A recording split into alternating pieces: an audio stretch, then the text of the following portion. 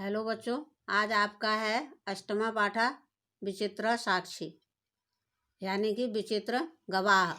और ये पाठ जो है साहित्यकार बंकिम चंद्र चटर्जी द्वारा निर्धारित है। देखें इसमें क्या कहानी है, बाकी आप ये प्रस्तावना पढ़ सकते हैं। कश्चन निर्धनो जना भूरि परिश्रम में किंचित वित्तम उपार्जितवान। यहाँ पर संधि है वित्तम और उपार्जितवान। कश्चन कोई, निर्धनो निर्धन, जना मनुष्य, भूरी बहुत अधिक, परिश्रम में परिश्रम करके, किंचित थोड़ा सा कुछ, वित्तम धन, उपार्जितवान यानी प्राप्त करता है। कोई निर्धन व्यक्ति जो है बहुत परिश्रम करके थोड़ा सा धन प्राप्त करता है यानी कमाता है। तेन वित्तेन स्वपुत्रम एकस्मिन् महाविद्यालये प्रवेशम दापयितुम सफलो जाता। तेन उससे, वित्तेन उस धन से, स्वपुत्रम अपने पुत्र को, एकस्मिन एक, महाविद्यालय आप जानते हैं इंटर कॉलेज के बाद डिग्री कॉलेज होते हैं उनको महाविद्यालय बोलते हैं, और जो यूनिवर्सिटी होती है वो विश्वविद्यालय हो जाता है। तो महाविद्यालय में प्रवेश दापयितुम दिलाने में सफल हो जाता है। वह उस धन से अपने पुत्र को एक महाविद्यालय में यानी डिग्री कॉलेज में प्रवेश दिलाने में सफल हो जाता है।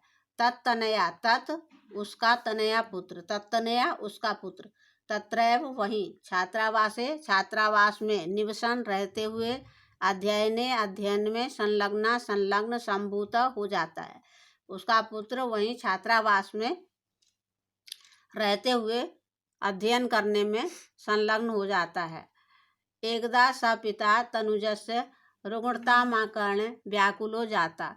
एकदा एक बार स वह पिता तनुजस्य अपने पुत्र की रुग्णतामाकर्ण्य, रुग्णता यानी बीमारी, आकर्ण्य मीन्स सुनकर, बीमारी को सुनकर, व्याकुलो व्याकुल हो जाता है।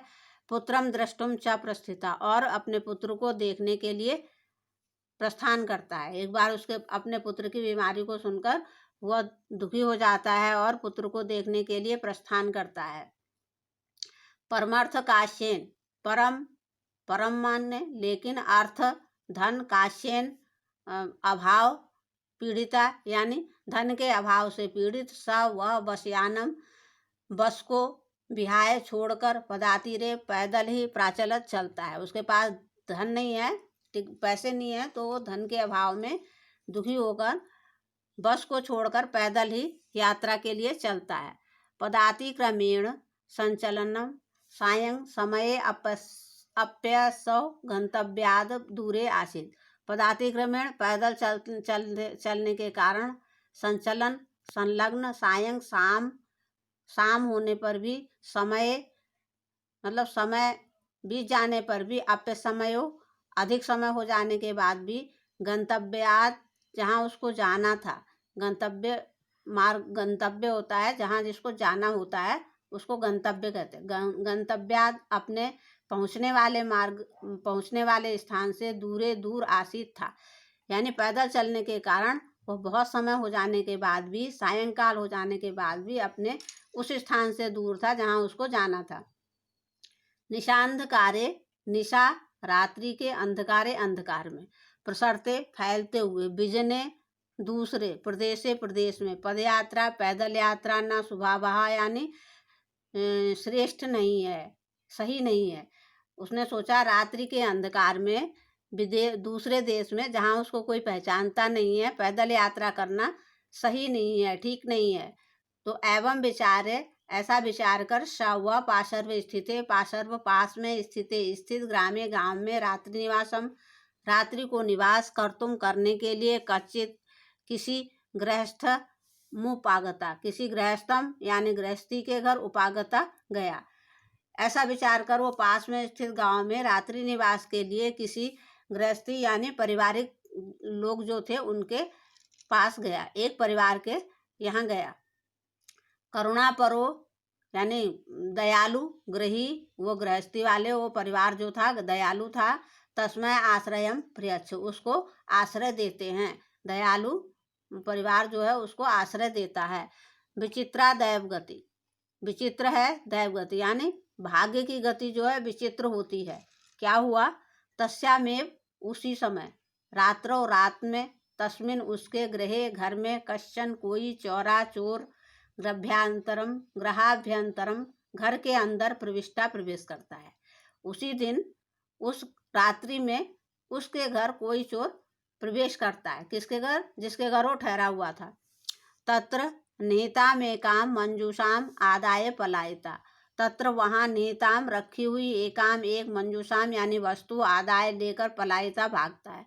वहाँ पर रखी हुई एक वस्तु को लेकर वह चोर जो है भागता है। चौरस्य पाद ध्वनिना प्रबुद्धो अतिथि चोर शंकया तमन्वधावत अग्रहणाच परम विचित्रम अघटत। चौरस से चौर की पाद ध्वनिया पैरों की आवाज सुनकर प्रबुद्धो जाग जाता है अतिथि। वह जो है अतिथि है ना उस घर में, तो वो चोर के पैरों की आवाज सुनकर जाग जाता है। और चोर शंकया, यह चोर है ऐसा सोचकर, तमन धावत उसके पीछे दौड़ता है, अग्रहणाच उसको पकड़ता है, परंतु विचित्रम अघटत विचित्र घटना घटती है। क्या घटती है? चौरा एव उच्चय क्रोशितुम आरभत। जब वो चोर को पकड़ लेता है तो चोर ही जो है ऊंचे स्वर में पुकारने लग जाता है, चोरो अयम इति, कि यह चोर है, यह चोर है। उसने चोर को पकड़ा लेकिन चोर ही जोर से चिल्लाने लगता है उसके लिए कि यह चोर है, यह चोर है। क्योंकि वो तो अतिथि था, उसको कोई जानता नहीं था, इसलिए जल्दी विश्वास कर सकते थे कि वह चोर है। तस्य तारस्वरेण प्रबुद्धा ग्रामवासिना स्वगृहात् निष्क्रम्य तत्रागच्छन् बाराकम अतिथिमेव च चौरम मत्वा भर्तसेन। तस्य उस तारस्वरेण जोर की आवाज सुनकर प्रबुद्धा जागे, सभी जाग गए, ग्रामवासी सभी जाग गए।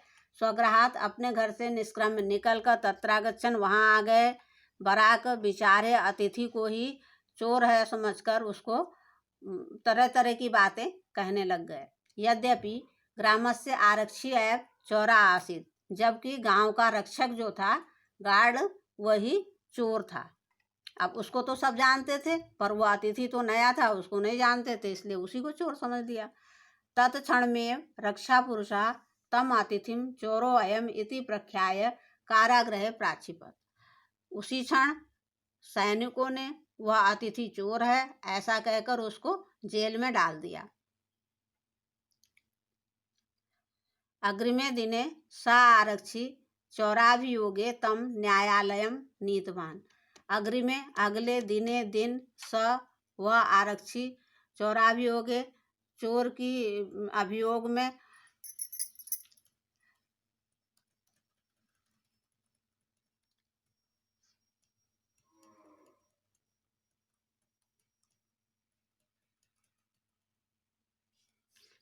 चौराभियोगे अग्रिमे दिने से देखिए, अग्रिमे दिने स आरक्षी चौराभियोगे तम न्यायालयम नीतवान। अग्रिमे दिन अगले दिन वह आरक्षी और जिसको चोरी का अभियोग लगा था वह दोनों न्यायालय में लाए गए। न्यायाधीशो बंकिम चंद्र उभाभ्याम पृथक पृथक विवरण श्रुतवान। न्यायाधीश बंकिम चंद्र जी ने उपाभ्याम दोनों के अलग अलग विवरण सुने, यानी दोनों की बातें सुनी। सर्वम वृत्तम अवगत्य, सभी वृत्तम वृत्तांत अवगत्य जानकर, स वह तम उसको निर्दोषम अमन्यत, उसको निर्दोष माना। उन्होंने सारी बातें सुनने के बाद उसको निर्दोष माना। किसको? अतिथि को। आरक्षणम च दोष भाजनम, और जो सैनिक है उसको, जो उनका रक्षक था गार्ड, उसको ही दोषी माना। किंतु प्रमाणा अभावात् सा निर्णेतुम ना शक्नोत, किंतु कोई प्रमाण यानी कि कोई गवाह है ठोस सबूत ना होने के कारण वह निर्णय करने में असमर्थ थे। क्योंकि हमारे यहाँ तो सबूत के आधार पर ही निर्णय होता है, तो इसलिए ततो असो तो अग्रिमे दिने उपस्थातुम आदिष्टवान। ततो असो इसलिए उन्होंने तो उन दोनों को अग्रिमे अगले दिन उपस्थित होने का आदेश दिया। इतनी है, इससे आगे की अगले भाग में बनेगी आपकी। धन्यवाद।